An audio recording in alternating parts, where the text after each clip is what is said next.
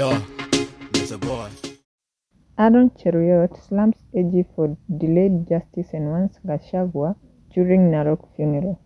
During the funeral service for victims of a deadly land dispute between locals and police in Balkoi, Narok, Senate Majority Leader Aaron Cheruiyot delivered a fiery speech condemning the delayed justice for those who lost their lives.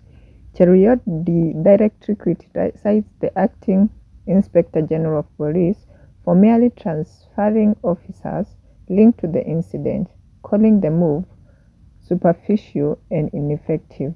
Transferring police officers is not a solution. Cheruiyot said, what happens if the same officer commits similar acts where they are transferred to? We want the police involved in the Narok killings to face the full force of the law. His remarks reflected mounting frustrations from local leaders and residents who believe the government has failed to hold law enforcement accountable for the deaths resulting from the land dispute. Cheruiyot also used the platform to issue a strong warning to Deputy President Rigathi Gachagua, criticizing him for recent comments defending former President Uhuru Kenyatta. Gachagua had cautioned others against attacking Uhuru, despite being one of his most vocal critics in the past.